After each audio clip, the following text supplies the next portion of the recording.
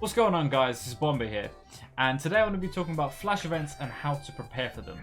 I personally wish I'd focused on flash events a little bit more when I first started out on the game, but of course things have changed since I first started playing. A lot more resources are available for earlier players now to aid them with getting their flash event tunes prepared.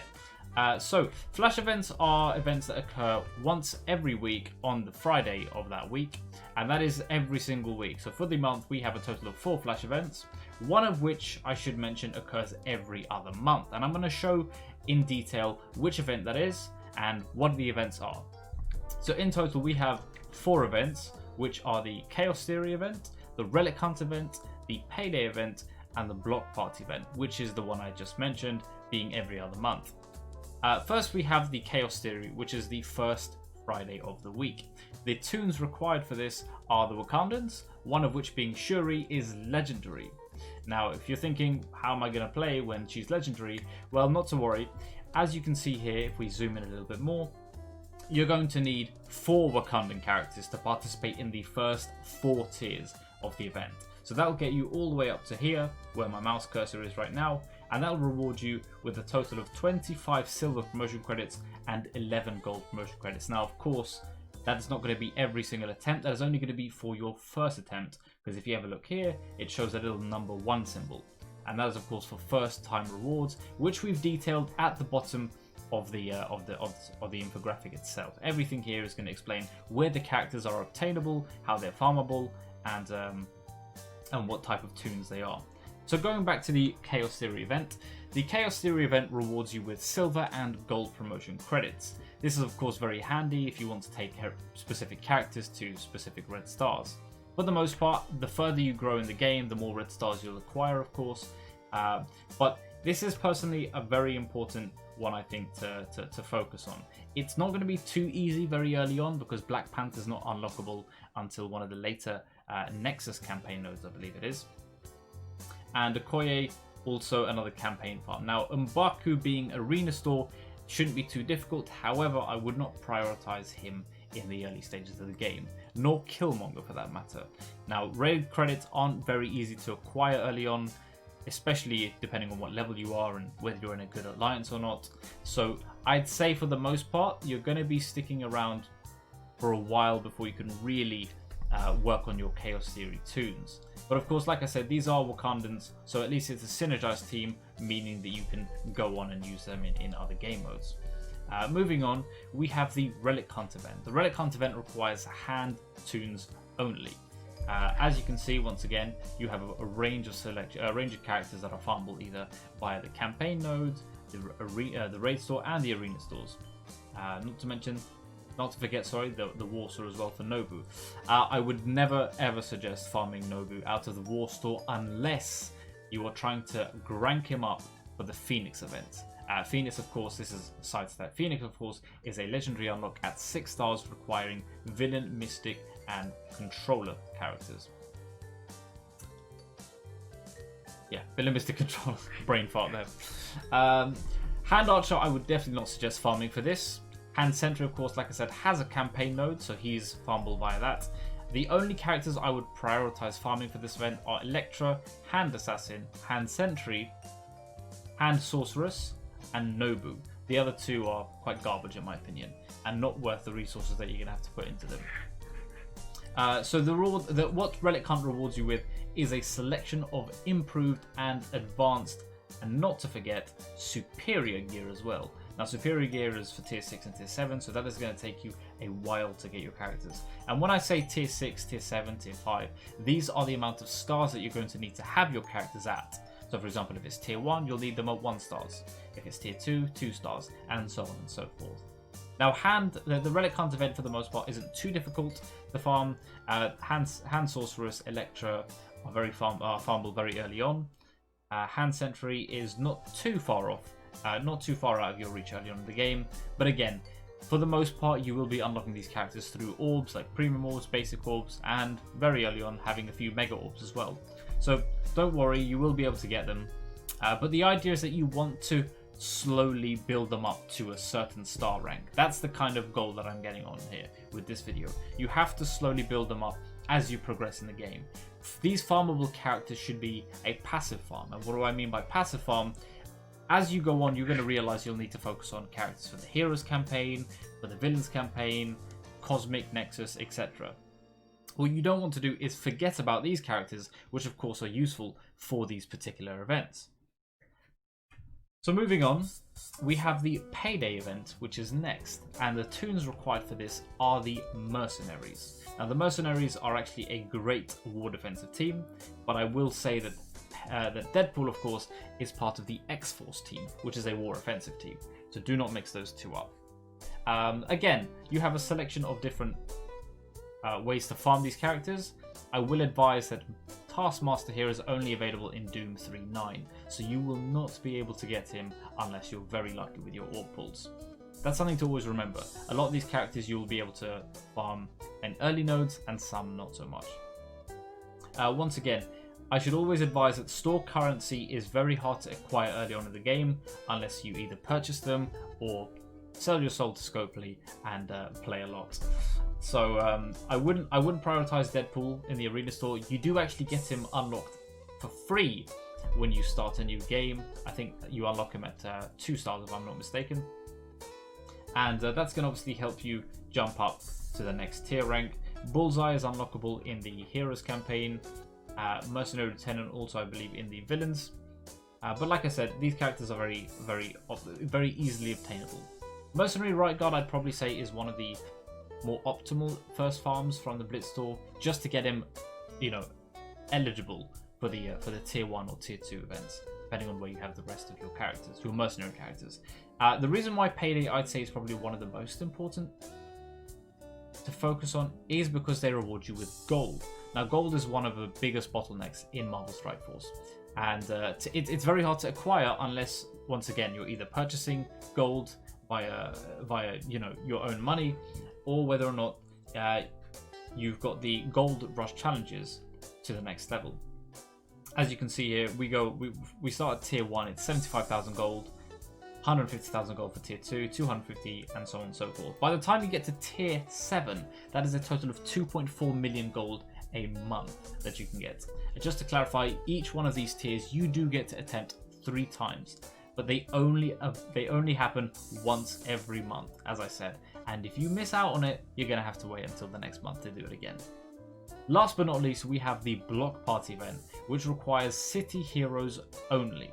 The list of characters you see here is quite extensive, but I should mention that Symbiote Spider-Man, She-Hulk, and Anti-Venom are currently not farmable, which of course you can see here, they're only available in orbs. Some people would agree that being in orbs is not really a farmable method, but with our experience, any character in an orb is not really farmable. Never mind, moving on. So we have a lovely selection of defenders, a lovely selection of characters here, them being defenders. You have Iron Fist, Jessica Jones, Daredevil, and Luke Cage, and of course Punisher to go along with him. Now Punisher has recently been moved to the Skilletry team, but for the most part, early on characters wouldn't have to be worrying about that too much.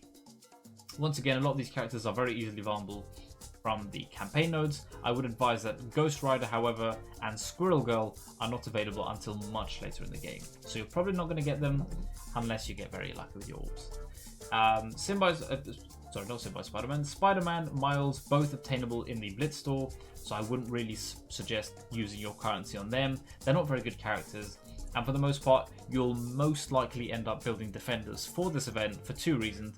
One, defenders are a good starter team, not the best anymore, and certainly not one that I'd prioritize, but for this event in particular, I would suggest they're a viable cause to build up. Of course, they are predominantly bio. The only 2 that aren't bio are Iron Fist and Punisher, but again, they work well. They're a good synergized team, and that's what's really important early on in the game, synergized teams, because they're going to help you progress through the campaign nodes, especially depending on which trait it is, whether it's hero, whether it's villain, and so on and so forth. And what this Block Party event rewards you with is ability materials. These ability materials are going to help you grow the power of your toons by upgrading their abilities. One ability, for example, will be Iron Fist. Let's talk about. On his special, he heals himself and his allies, specifically city hero allies. So, you know, the higher the abilities are, the more powerful they become. And they're not always offensive attacks. Sometimes they're, you know, defensive attacks. Oh, sorry, defensive moves, I should say. But that is what you get rewarded. And the further, you know, the further down you go, or the higher up you go in the tiers, the better the rewards are. So this is why I'd say it's quite important to prioritize these characters to farm, because you are going to need the resources from them. I wouldn't necessarily suggest prioritizing Chaos Theory too early on, because the Wakandans themselves have fallen off a little bit in terms of how useful they are. I'd say Hand, no one really likes to farm them because they are a very bad team at the moment, still waiting their rework. However, Nobu and Hand Assassin are villain mystic controllers, which of course contribute towards the unlock of Phoenix, so there is a little bit of a you know, leeway there. Mercenaries, once again, I said they're all villain characters, they have good synergy, but you really want Taskmaster to make the mercenaries as good as they can be, and once again, Taskmaster isn't really obtainable very early on. And last but not least, we have the City Heroes, which for the most part, like I said, you know, they're useful for the Heroes campaign, they're useful as a blitz team, as are the rest, of course. But City Heroes, I feel, are going to be the easiest to farm, given they're very obtainable, very easily obtainable very early on in the game. Now, how would I suggest that you go about preparing for this? Well, as I said earlier, you're going to have a main farm, which for the most part, people are going Wave 1 Avengers and Sinister 6, which I highly advise. The reasons for this, of course, is Sinister 6 unlocks 2 legendaries at 5 stars, and those are Shuri and Invisible Woman. And if we go back to the Chaos Theory event, you'll see that Shuri is required for the Chaos Theory event. So you can see why a lot of people are going for Sinister 6. So that is another benefit of building Sinister 6. They will actually help you get to tier 5 of the Chaos Theory event. And as Shuri unlocks at 5 stars, you'll wanna get the rest of your Wakandans up to match that. Lastly, I'd only add by saying prioritize these characters dependent on how soon these events are going to come up. Let's say I started today. I would know from referring to this sheet that the Payday event is starting in a couple of days. Just to confirm, let's have a look at what the date is today. It is the 13th. Actually, so we've got the I think we just had the Relic Hunt event, so we are coming up to the Payday event, that's correct. And I would know that I'm not going to have enough time to farm these characters. If I'm lucky enough, I'll be able to get them to tier 1 at a last minute scramble, but my next focus would be the Block Party event. Now, of course, for those starting, you won't be able to identify whether it's going to be this month or the other month that the event is going to be hosted, but I can confirm that it is today, this month, that it will be hosted, because last month the Block Party was not present. So always give yourself a sort of 2 week time scale, I'd say, maybe 3 weeks at a push, to kind of farm your characters, especially for the first few tiers, because it doesn't require too many character shards to get your characters to the next star rank. From 1 star to 2 stars, it's only, I think, 30 shards or so. Each character pretty much unlocks at 2 stars, apart from Miss Marvel, who unlocks at 1 star, which is 15 shards. Then it's 40 shards to get them to 2 stars, then 55 to 3, 80 to 4, 130 to 5, and so on and so forth. So it won't take too long, of course. You have to pray for RNG to give you the right drops. But do be warned, or do be aware, that prior to these events, they do host a double drop event. And what do I mean by this? Let's say for Black Panther, as he's a farmable character in the campaign nodes, him and Okoye will have a day 24-hour slot where you can farm these characters, but hopefully obtain not 2 but 4 shards per attempt at the node. Now, of course, 2 times 0 is 0, or 4 times 0 is still 0, so be wary when you're spending your cores refreshing the campaign nodes and your campaign energy. So I think that pretty much covers it for the Flash event, and I will go over to my game just quickly, just so we can see for yourselves. Yes, the Payday event is going to be starting in 2 days and 7 hours. So if anyone does happen to start today or tomorrow, you might just be able to get a tier 1 eligibility. I myself, of course, am I've been playing this game for a long time now, so all my Flash events are at 7 stars or tier 7. and so I don't have any difficulty. But that covers it for the Flash events. I hope that was helpful for you guys. If you do have any questions, feel free to post them in the description, in the comment section below, and feel free to come to my Discord server where you can ask more questions and see how strong your characters need to be eligible to pass the requirements. Of course, you do have a little description here that says how strong the characters should be, but for the most part, it is RNG dependent. You can get by without meeting these specific recommendations.